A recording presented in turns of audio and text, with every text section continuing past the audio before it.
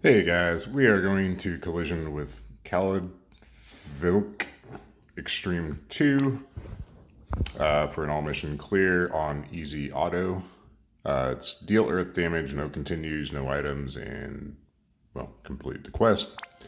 So we can take as many turns as we want. We're going to run this on auto. So let me double check something real quick.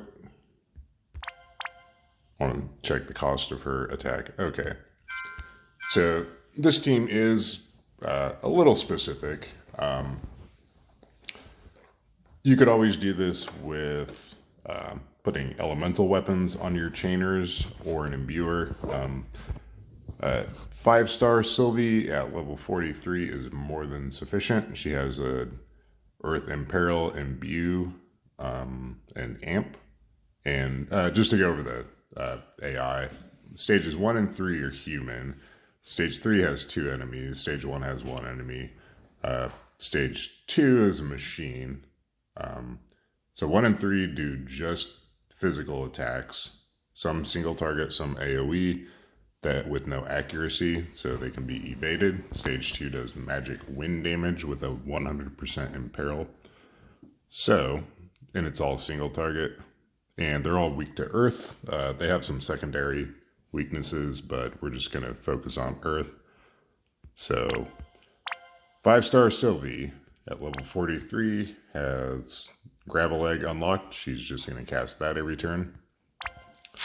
Runda, just full evasion with 200% wind resist. Let's see. Yep. So that's all Runda needs. And I'm not sure if you need to upgrade his cover skill or her cover skill, but there's a stat buff on here too. So there's that. Foka is just here as a mana battery. She has a 200 MP restore every turn.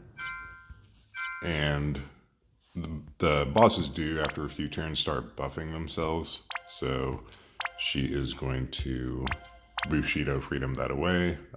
We're using Bushido Freedom just because it's AoE for stage 3.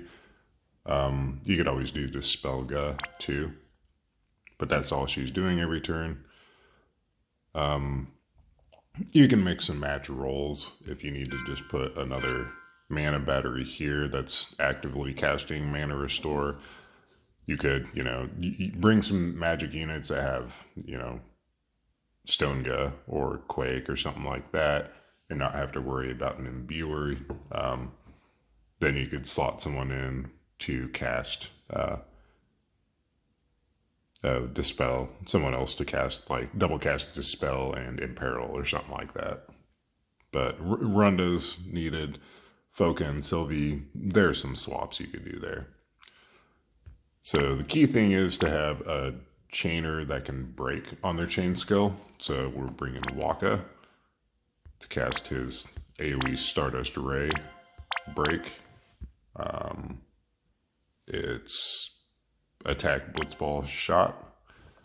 So this is unfortunate because Alina needs both defense and spirit broken, but we'll get by. So he's our chainer, and Alina is our Stardust Ray chaining partner with him. That's AoE. So if you're going to be spark chaining, you would want Waka in the first slot. So he's breaking. Well, I guess it doesn't matter since his break comes after the attack. But anyway, we'll get into it and go through the rotation.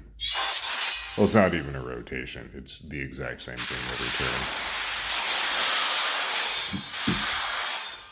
So we'll start with Foka casting Bushido Freedom. Runda will just put up cover every turn for the cover and the stat buff. Sylvie is going to Gravel Egg. Waka's going to triple. Blitzball shot. And in case I didn't go over her gear yet, here's how she's geared. Just a two-handed high attack sword. I know her magic stat's higher. You could probably focus on her attack stat since we're breaking defense. But Yeah, we got Lord of Lights hat, Magister's clothes. Doesn't need to be strongly geared, to be honest. You can take as many turns as you want. We're taking absolutely no damage on this fight. But yeah, I mean, there's your gearing. And just, you know, bring your favorite chainers. I know, yeah, like even 7-star Esther has a 70% break on an AoE bolting strike chain. It doesn't even have to be AoE. You can do single target. You would just have to switch targets on the last fight. Or even Envy Fravia. She's ideal because she has on-demand breaks and a weapon imperil in chaining skills in her shift form. But anyway, we're just going to go with this team. So you always would want to do Foca first, or your Dispeller first, then, you know, run in Sylvie, and then the back row, just so they get that imbue and stat buff. So we'll do Foca, these two.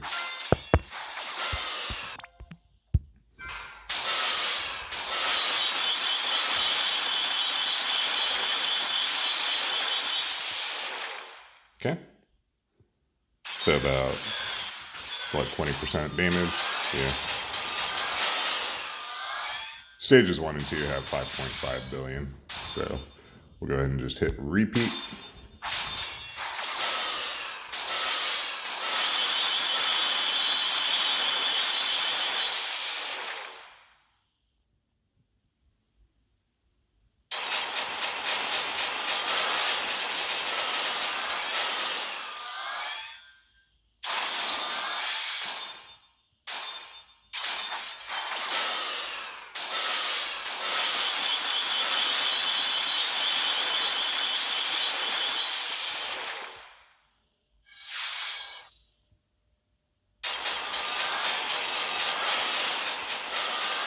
So still taking no damage. Our mana's getting restored every turn.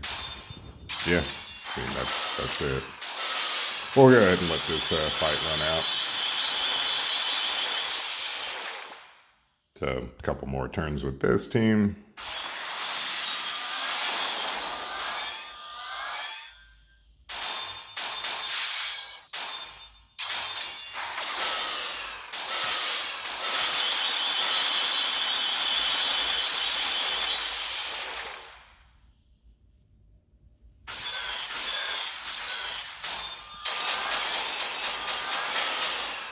Yeah, super exciting.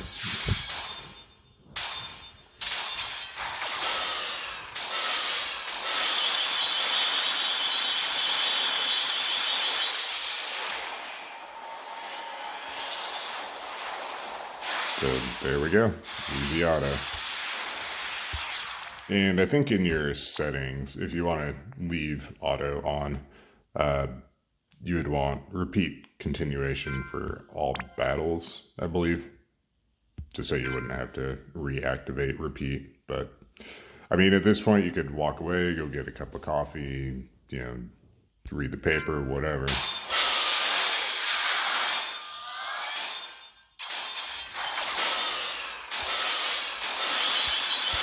But yeah, again, this guy just does single target wind magic attacks that Runda's going to eat. She's got, you know, passive provoke from the gear and just innately, so.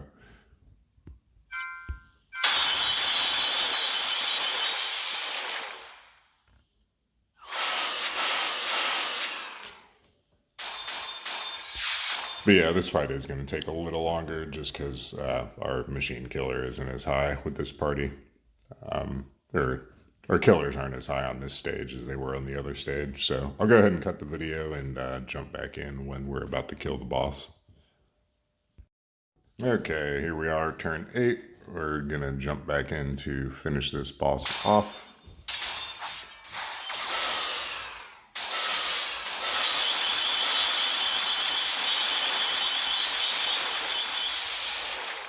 So close.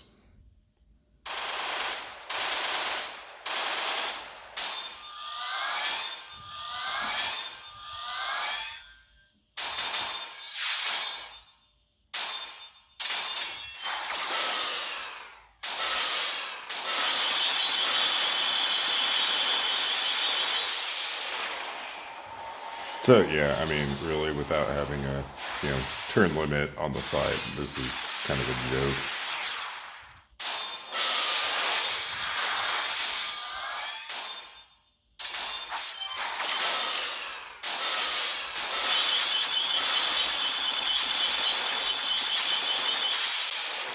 Yep, here comes some AoE stuff, some of the physical stuff. We evade that and just keep on trucking.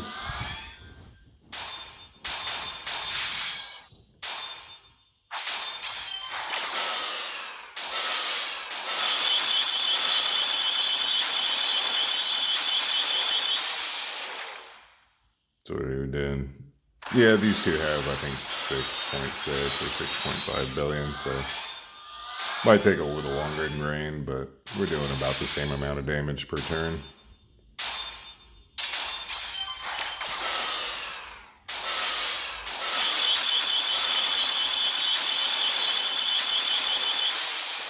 Yeah, I mean, this is going quick enough. I'll just let the video run and we can just watch the grass grow.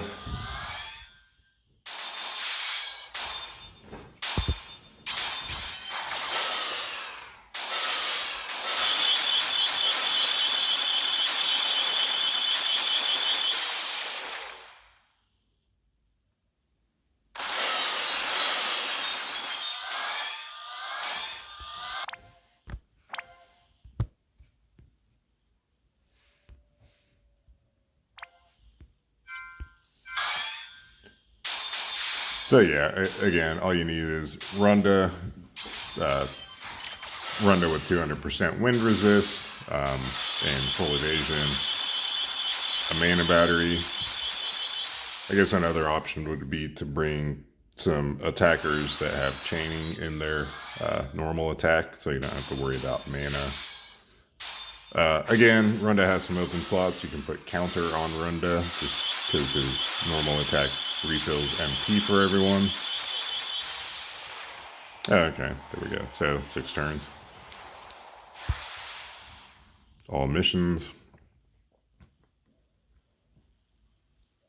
But yeah, I mean, I know, I think Avalanche Jesse has Break and Imperil on a Stardust Ray skill. I'm not sure if it's AoE or not, but that would be an option. Replace Waka with her.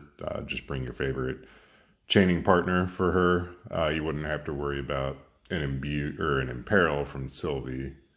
I think a swap for Sylvie could be Daughter of Destiny Vanille. With her upgraded skills, she can break and imbue Earth and Imperil Earth on some cooldowns. But, they're cooldowns, so you wouldn't be able to easily auto it. 5-star Sylvie is, unique in that she has the party-wide imbue and AoE Imperil to Earth, or to the same element, so she's great, even still now, however many years later. But yeah, I just brought one of my dupes just to show that, you don't need her fully, 7-star and fully 7-star and leveled up with skills upgraded. You just need that one skill out of her. I mean, if you don't have her, well, maybe at this point she's not worth a UFC ticket, but if you don't have NV Sylvie, I mean, you might think long and hard. I would say check out her kit. She's definitely a great 7-star. But anyway, yeah, again, that was all missions. No items, no continues. What was the other one? No, I forget. But regardless, I'll be back in a sec for all mission, just blow the bosses up on turn 1 here in a sec. So, anyway, hope this helped.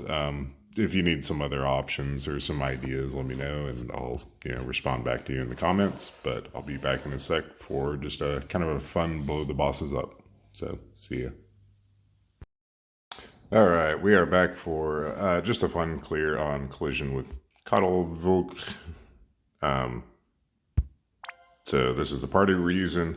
Thanks to the VIP coin snafu and them refreshing Tsukiko's coins. I was able to save one of my copies, so here's the party we're using. If I understand right, when you spark chain, whoever's in the higher party slots action goes first. So we are using Kaito for his LB break in the shift form, which imperils katanas. So 88% stat break and 30% katana imperil. So tried to gear him for damage. He's max human, max machine, max LB. So there's that.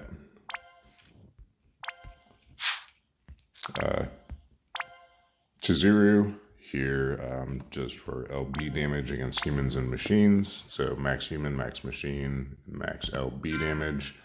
Got the cool smile card. Here's all her gear. She's kind of hard to gear for machine and human killer. I mean, yeah, her attack is below 9,000, which is weird for Chizuru, I guess. Most clears, you know, you see her at 9,500 or above, but mine's only EX2. I haven't, you know, leveled her up past that, but anyway, there we go. EX3 Tsukiko, just built for LB Esper Evo damage. Let me throw some more.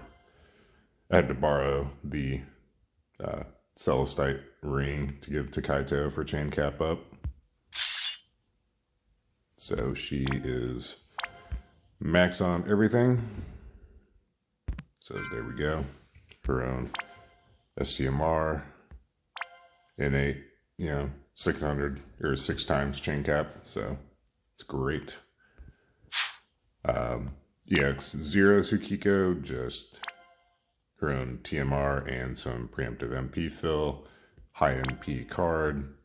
She's not doing damage or anything, so there's that.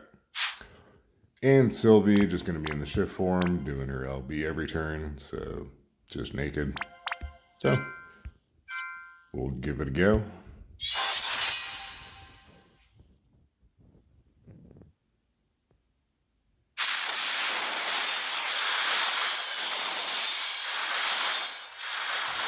Okay, so EX0 Tsukiko is going to Blessed Omamori, the Earth Field, which stays there for all 3 stages, and then Earth Imbue on everyone.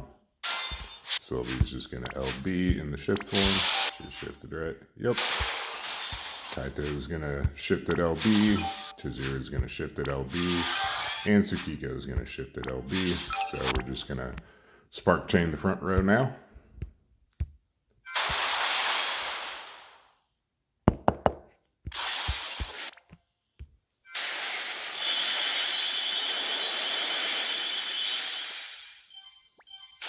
Okay, nice. So Tsukiko would have capped that all by herself anyway.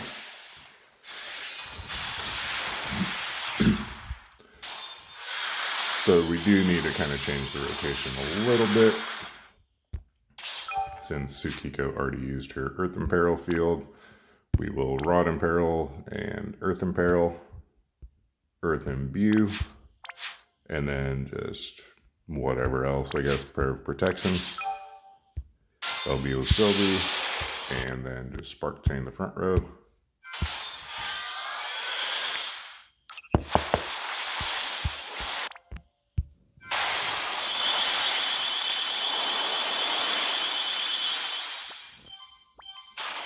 Nice.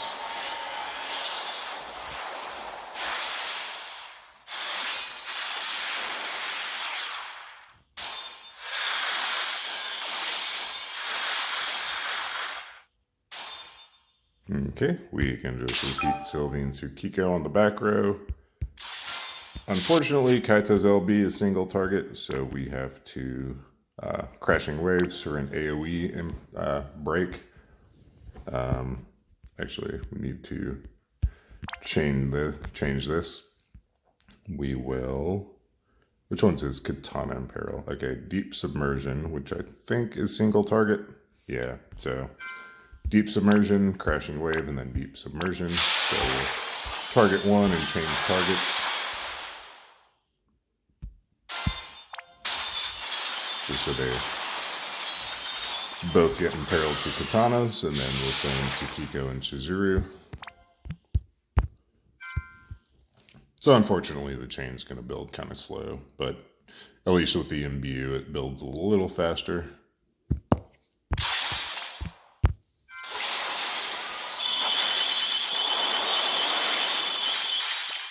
And there we go. Not a massive overkill with Tsukiko's cap, 35 billion, so cut that in half, you know. So there we go. There's an overpowered one first turn knockout clear on everyone. And we will take it. Alright, so thanks for watching. Hope this helped. Later.